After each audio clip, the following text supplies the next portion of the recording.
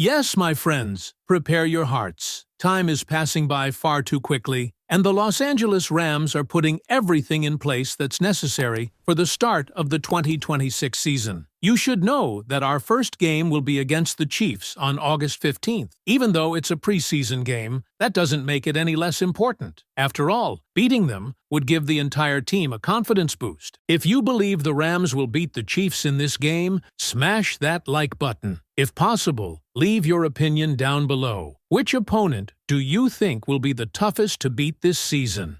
Well, Sean McVay is racing against the clock. The main developments from the latest OTA, Organized Team Activities session, have finally given us a clearer picture of what's happening inside the organization, and several important storylines emerged from the first fully open media session with the team. For the first time during these organized team activities, reporters were able to observe the work on the field and speak directly with key figures, including Matthew Stafford, Sean McVay, and Puka Nacua. This combination of on-field observations and player comments created one of the most revealing days of the off-season so far. One of the first updates did not come from the OTA field itself. News emerged regarding the Rams' preseason schedule, specifically concerning joint practices. It was confirmed that the New Orleans Saints will travel to California for joint practice sessions with the Rams during the summer. While the organization often works with multiple teams during the preseason period, this is the first confirmed opponent for those sessions. The development gives fans another date to watch closely, because joint practices often provide valuable opportunities for competition and evaluation before games begin. With attention turning back to the field, one of the most discussed topics became the quarterback group. The media finally had the opportunity to watch Matthew Stafford and Ty Simpson practicing together during an open session. Even though these were preseason practices and not real game situations, there was significant interest in seeing Simpson operate within the Rams' environment. Observations from the session were positive.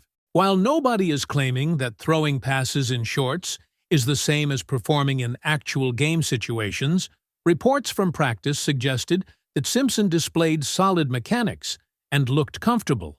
The focus was not on making bold predictions, but rather on understanding why the organization became interested in him in the first place. That conversation naturally led back to Matthew Stafford. Throughout the offseason, there have been ongoing discussions about the future of the quarterback position, especially following Ty Simpson's arrival with the Rams. However, one theme continues to emerge whenever Stafford speaks publicly. He has consistently expressed positive feelings about the decision. Once again, Stafford indicated that he understood the selection of Simpson. That point matters because it directly addresses many of the narratives that have circulated around the situation. Every public comment discussed during this OTA period pointed in the same direction. Stafford has not projected frustration regarding the move. Instead, the message remains one of understanding and support. For Rams fans, that consistency is important. When an experienced quarterback and a developing player occupy the same room, speculation is inevitable. But the comments discussed during this media availability painted a picture of alignment rather than conflict. The organization made a move for the future, and Stafford appears fully aware of why that decision was made. The conversation became even more interesting when attention turned toward Stafford's own future. While much of the focus around quarterbacks naturally centers on immediate seasons, Stafford was asked questions that stretched beyond the upcoming campaign. His comments reflected a familiar position. Rather than making definitive declarations about what lies ahead, he emphasized that he is happy to have future matters addressed while still refusing to predict exactly what will happen years from now. That response may not provide absolute certainty, but it does provide insight into how he views his situation. When asked about the possibility of finishing his career with the Rams, Stafford did not offer a guaranteed answer. Instead, he explained that he was not going to try to predict the future. At the same time, he also made it clear that he loves playing for the organization and that his family enjoys being there. Those remarks stood out because they balanced realism with appreciation. There was no dramatic announcement. There was no grand declaration. But there was a clear acknowledgement that he enjoys being part of the organization and values his current situation. For supporters of the team, that is a meaningful takeaway from the OTA session. The quarterback discussion also highlights an important reality facing the organization. The addition of a younger quarterback does not automatically signal an immediate transition.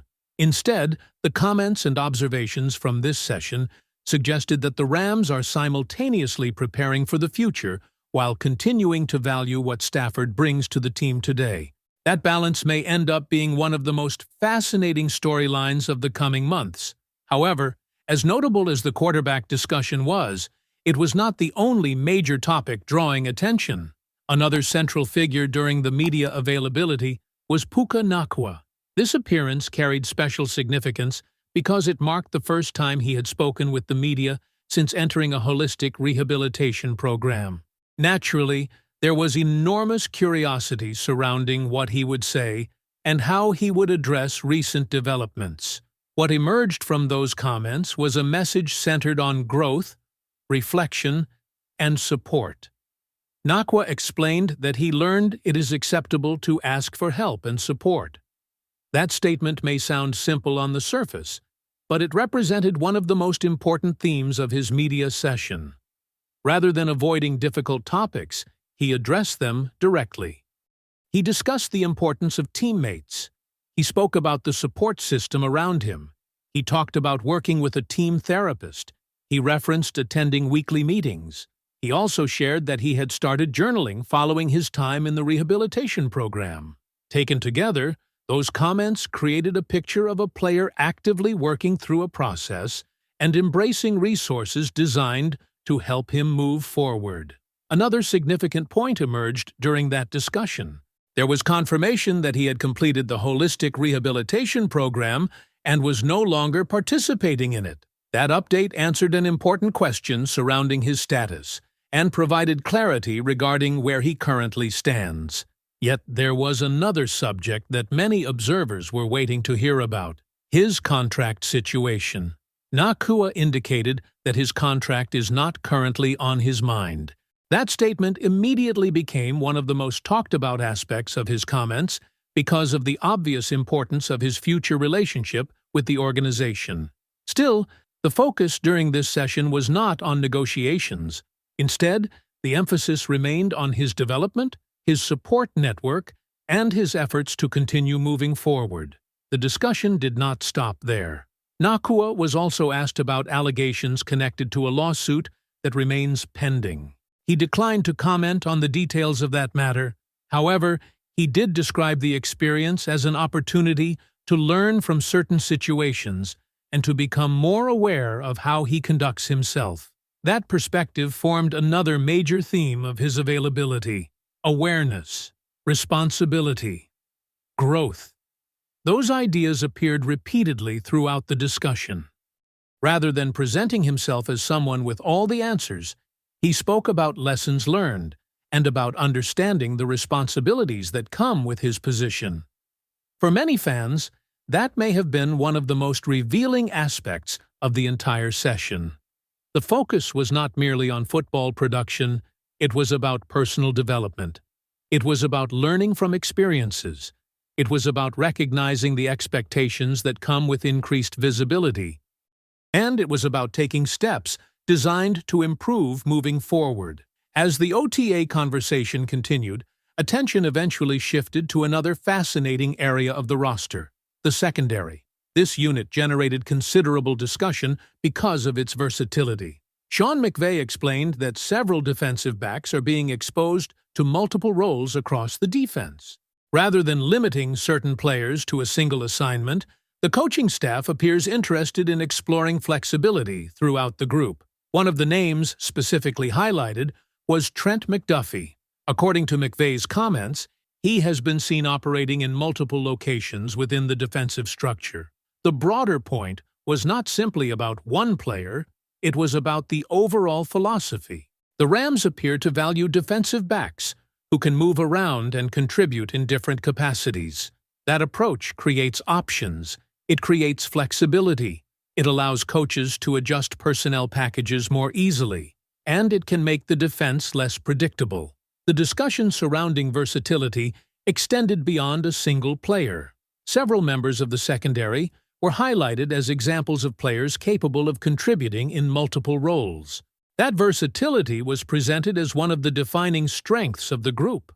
From the coaching perspective, having numerous players capable of handling different responsibilities can create difficult but welcome decisions. The challenge is not necessarily finding capable players. The challenge becomes finding enough opportunities for all of them. That is a problem many teams would gladly accept. The OTA observations suggested genuine optimism regarding the upper portion of the secondary depth chart. There was confidence in the talent available. There was confidence in the positional flexibility. And there was confidence that lessons from previous issues are influencing the way the group is being constructed moving forward. At the same time, one point remained part of the conversation: depth. While there was praise for the talent at the top of the unit, there was also acknowledgement that depth remains an area worth monitoring throughout the off-season. That storyline is unlikely to disappear anytime soon. As additional practices, evaluations, and roster decisions unfold, the question of defensive depth could become increasingly important.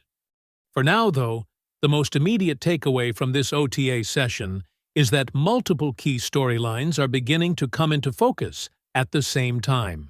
Matthew Stafford continues to express comfort with the organization's direction while avoiding sweeping predictions about the distant future. Ty Simpson continues to generate positive observations as he begins his journey within the RAMS system. Puka Nacua has publicly discussed the support structures and lessons that have shaped his recent months, while making it clear that his focus remains on growth and accountability.